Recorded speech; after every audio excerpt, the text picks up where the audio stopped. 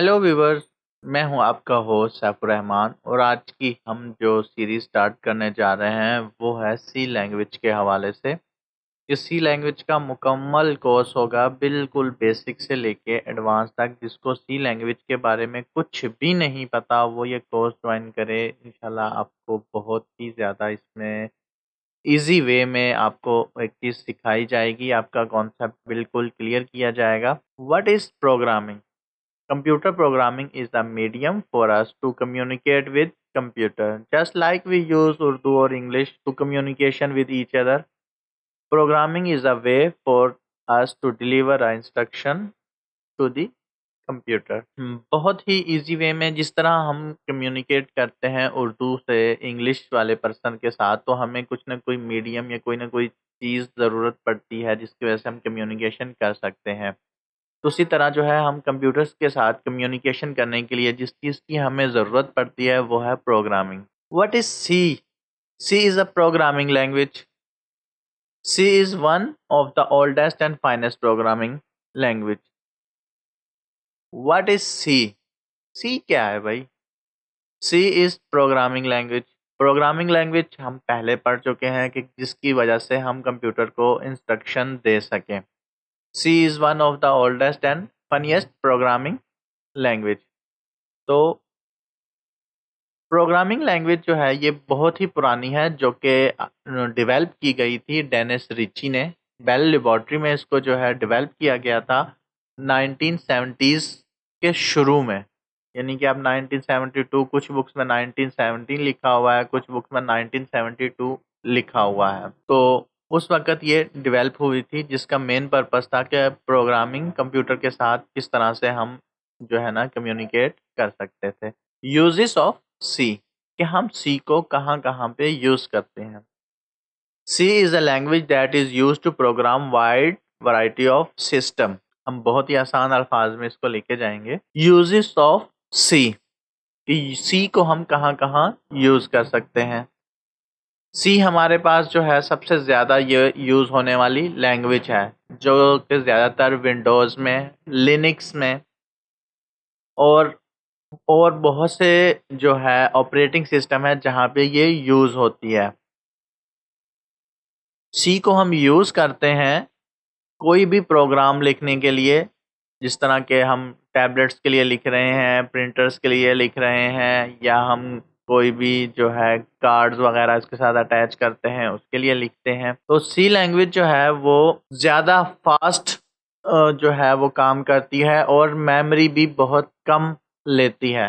यानी कि इसकी प्रोग्रामिंग इतनी फास्ट है कि ये कम्युनिकेट भी बहुत ज़्यादा फास्ट करती है और ये जगह भी उसके कोड की जो लेंथ है वो भी काफ़ी हद तक कम है। सी जो है गेमिंग में भी यूज़ होती है, क्विक रिस्पॉन्स करती है, यानी कि बहुत ही क्विक रिस्पॉन्स हमें देती है, जिसकी वजह से ये बहुत सारी इंडस्ट्रीज़ में छाती जा रही है, जिसकी वजह से ये बहुत सारी इंडस्ट्रीज़ में ग्रो कर रही है। इसलिए लोग इसे बहुत ज़्यादा यानी कि पसंद करते हैं और सी प्रोग्रामिंग लैंग्वेज को सीख के बहुत से ऐसे काम कर सकते हैं जो दूसरी लैंग्वेजेज़ में बहुत मुश्किल हो जाती है करना। इसका हम जो है मैंने कुछ चैप्टर्स में डिवाइड किया हुआ है, ताकि जो है ना आपको वो समझाने में बहुत ही ज़्यादा ईज़ी रहे और आप ईज़िली उसको समझ सकें। चैप्टर 1 में हम देखेंगे वेरिएबल क्या है, कांस्टेंट क्या है एंड कीवर्ड्स क्या है। आप लोगों में से बहुत से लोग इन चीज़ों के बारे में पहले से बहुत कुछ या सब कुछ जानते होंगे।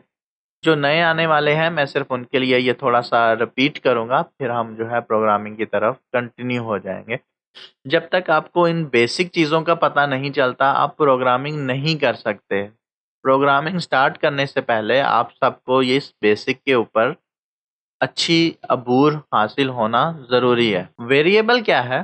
फॉर एग्ज़ाम्पल किचन में हमारे पास कोई डब्बा पड़ा हुआ है, हम उसमें दाल रख सकते हैं, चीनी, चावल, मसाले, इस तरह की काफ़ी चीज़ें रख सकते हैं, तो हम अपनी चीज़ों को वहाँ पे स्टोर कर सकते हैं। तो वेरिएबल जो है असाइन करने के लिए जो है हमारे पास कुछ चीज़ें हैं, हम उसको देखते हैं कि क्या-क्या वैल्यू हम असाइन कर सकते हैं या क्या-क्या किस तरह हम वैल्यू उसमें असाइन करते हैं। For example a equal to 3, a is assign 3, यानी कि हमने a को वैल्यू दे दी 3 की।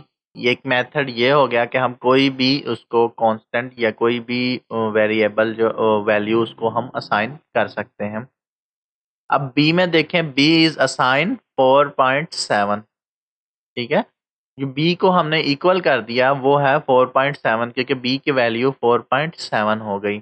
इसी तरह जो है तीसरी जो है एग्जाम्पल में आप देखें, क्योंकि ये है C इक्वल टू ए, कि C जो है इक्वल है A के। अब A के अंदर जो भी वैल्यू होगी वो इक्वल होगी C के। इस तरह से हम जो है अपनी वैल्यूज को असाइन कर सकते हैं या वेरिएबल बना सकते हैं, या ये एक वेरिएबल है। बहुत ही इंपॉर्टेंट चीज जो है वो ये है कि rules for naming variable in C, कि हमने जो है किन किन चीज़ों का ख्याल रखना है जब हमने सी के लिए वेरिएबल बनाने हैं। हमें जो है वेरिएबल डिक्लेयर करते हुए जिन जिन चीज़ों का ख्याल रखना है, जो मिस्टेक हमने नहीं करनी, वो हम यहाँ पे डिस्कस कर लेते हैं। वो आपने अच्छे से याद कर लेने हैं ताकि आपको कोई भी प्रोग्रामिंग में कोई भी प्रॉब्लम ना हो। First character must an alphabetic और अंडरस्कोर। अपर केस है यानी कि लोअर केस में है, चाहे वो अपर केस में है, आपका जो है वो स्टार्ट अल्फ़ाबेट से होना चाहिए। अगर आप अल्फ़ाबेट से स्टार्ट नहीं करते तो आपने उसको स्टार्ट कर लेना है अंडरस्कोर से। अंडरस्कोर जो है ये साइन है अंडरस्कोर का, और ये इसकी एग्जाम्पल है। ये आप इस तरह ए को साइन कर सकते हैं, या आप इसको जो है अंडरस्कोर ए असाइन कर सकते हैं। दूसरा रूल्स है नो कोमा और ब्लैंक्स आर अलाउड। इसमें जो है कोई कोमा और जो है खाली स्पेस या ब्लैंक स्पेस जो है आप वो नहीं दे सकते इसके अंदर। उसके एग्जाम्पल आप इस तरह है कि यानी कि ये ए स्पेस कोमा ये आप नहीं दे सकते, अंडरस्कोर स्पेस कोमा यानी कि ए कोमा ये भी आप इस तरह से असाइन नहीं कर सकते। इसके बाद जो थर्ड रूल हमारे पास है वो no special symbol other than underscore is allowed. Example के हमने सिर्फ अंडरस्कोर के अलावा कोई भी स्पेशल कैरेक्टर इसके अंदर नहीं देना। फॉर एग्जांपल जिस तरह हमारे पास ये साइन ऑफ एक्सप्लेनेशन है, डबल कोमा है, जो है डॉलर साइन है, परसेंटेज साइन है, मॉड साइन है, एंड साइन है, स्टार साइन है, या हैश का साइन है। इस तरह के कोई भी वेरिएबल हम इसके अंदर असाइन नहीं कर सकते, ठीक है। उसके बाद variable names are case sensitive. अब एक चीज़ का आपने ख्याल रखना है, अगर आपने अपर केस में जो है वेरिएबल असाइन किया है तो आपने वेरिएबल को अपर केस में ही यूज़ करना है। अगर आप अपर केस में असाइन करते हो, लोअर केस यूज़ करते हो, तो वो एक मिस्टेक क्रिएट हो जाएगी, आपके प्रोग्राम में एरर आएगा जो कि नहीं चलेगा। फिर जो है वो आपको फाइंड करना पड़ेगा और मुश्किलात होगी। ये चीज़ें अगर आप ज़हन में रख लेंगे तो आपकी काफ़ी हद तक जो है ना प्रोग्रामिंग क्लियर होना शुरू हो जाएगी। अब हमारा जो टॉपिक है टाइप्स ऑफ वेरिएबल, के वेरिएबल हमारे पास कितने टाइप्स के होते हैं। बेसिकली हमारे पास वेरिएबल 3 टाइप्स के होते हैं, जिसमें हमारे पास एक इंटीजर होता है, एक फ्लोट होता है या उसको हम रियल वेरिएबल कहते हैं, और तीसरा हमारे पास करैक्टर होता है। जो है इंटीजर वेरिएबल क्या चीज़ है कि अगर हम इंटीजर इंट ये चीज़ ज़हन में रख लें, इंट ए इक्वल टू 3। अगर हमारे पास कोई भी वैल्यू ऐसी होगी जो कि होल नंबर्स में होगी, होल नंबर्स यानी कि जिसके अंदर पॉइंट्स वैल्यूज ना हो, वो हमारी इंटीजर वैल्यू कहलाएगी। रियल वेरिएबल जिसके अंदर हमारी पॉइंट्स वैल्यू भी हो। फॉर एग्जांपल जिस तरह यहाँ पे लिखा हुआ है 7.7। अब यहाँ पे एक चीज़ ये देखें, इंट ए इक्वल टू 7.7 ये यहाँ पे रॉन्ग है, यानी कि इसमें होल वैल्यूज नहीं है, पॉइंट्स में चली गई है। तो इसको हम इस तरह से नहीं लिखेंगे, इसको हम लिखेंगे फ्लोट ए इक्वल टू 7.7 कि यानी कि ये फ्लोट, हम इसको फ्लोट वैल्यू कहेंगे या रियल वेरिएबल कहेंगे, हम इसको फ्लोट वैल्यू कहेंगे। करैक्टर वेरिएबल क्या है कि हम कोई भी करैक्टर उसको असाइन करते हैं। करैक्टर असाइन करने के लिए जो हमारे पास वैल्यू या वेरिएबल इस्तेमाल करते हैं, हम उसको 4 से डिक्लेयर करते हैं कि 4a इक्वल टू बी। तो ये चीज़ उम्मीद है आपको समझ आ गई होगी। अगर कोई चीज़ आपको समझ नहीं आती वो आप कमेंट करके मुझसे पूछ सकते हैं। आगे मज़ीद ये चीज़ें हम बहुत डिटेल से इसको जब यूज़ करेंगे तो हमें यूज़ के साथ साथ इसका पता चलता जाएगा। अब आ जाता है कांस्टेंट। अब कांस्टेंट क्या है? हमारा एक पूरा टॉपिक कंप्लीट हो गया। वेरिएबल क्या थी, वेरिएबल कितने टाइप के थे और वेरिएबल डिक्लेयर करने के लिए हमें क्या-क्या चीज़ों का ख्याल रखना था। तो अब ये चीज़ करने के बाद हमारे पास जो चीज़ आई है वो है constant. An entity whole value doesn't change, it's called a constant. जैसे कि डेफिनेशन में आपको ज़ाहिर है और आपने ये चीज़ पहले भी शायद पढ़ी हो कि जिस चीज़ की वैल्यू चेंज ना हो वो कांस्टेंट होता है और जिस चीज़ की वैल्यू चेंज हो जाए वो वेरिएबल होता है। नाम से भी ज़्यादा वेरिएबल और कांस्टेंट यानी कि पक्का जिसकी वैल्यू चेंज ना हो या fix value. Types of constant क्या है? बेसिकली हमारे पास 3 तरह के जो है वो कांस्टेंट होते हैं। इंटीजर कांस्टेंट यानी कि जो इंटीजर है वो कांस्टेंट होगा। मिसाल जो भी इंटीजर वैल्यू हमारे पास है 1 2 3 4 वो प्लस में या 1 2 3 4 माइनस में जितनी भी वैल्यूज है वो हमारे पास कांस्टेंट है। वो वैल्यू चेंज नहीं हो सकती। यानी कि ये हमारे पास फिक्स हो जाती है, ये हम चेंज नहीं कर सकते। अगर हम 2 की वैल्यू को चेंज करें तो 2 किसी चीज़ के बराबर नहीं हो सकता। इसी तरह रियल कांस्टेंट भी सेम एग्जांपल है कि 2.5 यानी कि जो आपकी पॉइंट वैल्यूज हैं उसको भी हम जो है वो भी आपकी रियल कांस्टेंट है, हम उसको भी चेंज नहीं कर सकते। करैक्टर कांस्टेंट जिस तरह फॉर एग्जांपल ए है, हम ए की वैल्यू को भी चेंज नहीं कर सकते। ए की अपनी एक वैल्यू फिक्स है। इसी तरह डॉलर साइन है, ऐट साइन है। करैक्टर कांस्टेंट को हम जो है जिस तरह ए हो गया, डॉलर साइन हो गया, आपका जो है एट द रेट साइन हो गया, ये जितने भी साइन है ये करैक्टर कांस्टेंट है, इनकी वैल्यू चेंज नहीं हो सकती।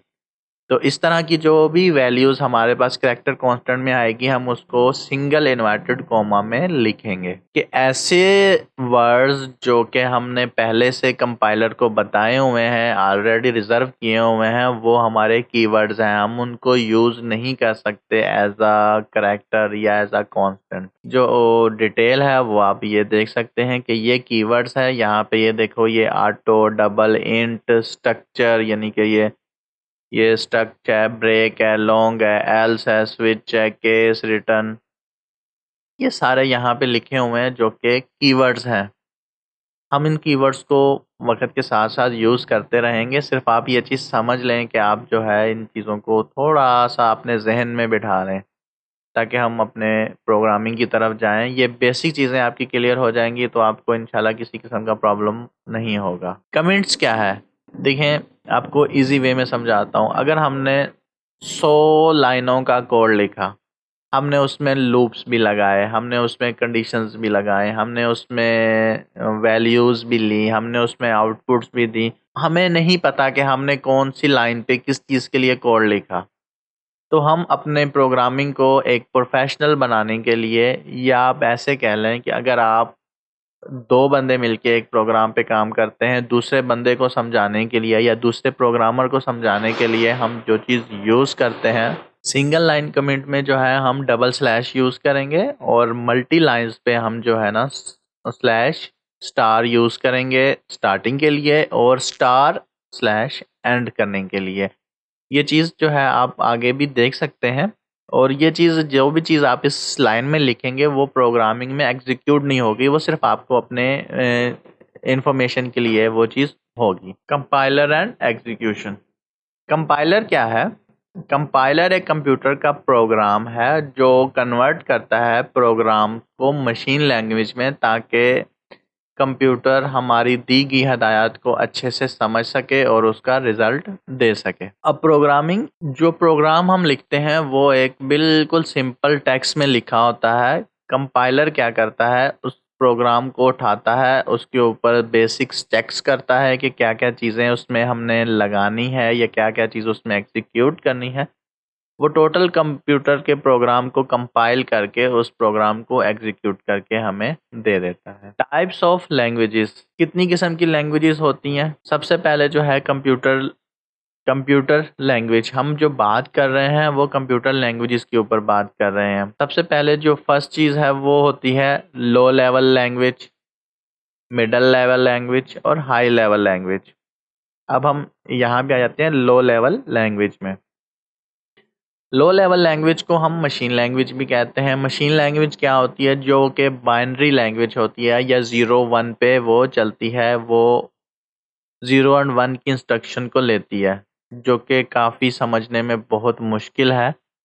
तो इसके लिए जो है ना, ये लो लेवल लैंग्वेज इसको हम कहते हैं। मिडल लेवल लैंग्वेज जो है हमारी असेंबली लैंग्वेज होती है, जो कि हमारी न्यूमेरिक्स वैल्यू को इंस्ट्रक्शन में चेंज करती है, और असेंबली लैंग्वेज भी हम इसको कह सकते हैं। हाई लेवल लैंग्वेज क्या होती है? जो कि सिमिलर टू ह्यूमन लैंग्वेज होती है, यानी कि जो कि इजीली ह्यूमन समझ सकते हैं। जिस तरह के आपको बॉल कह लो, फोर्टेन कह लो, बेसिक कह लो, सी प्लस प्लस और जावा कह लें।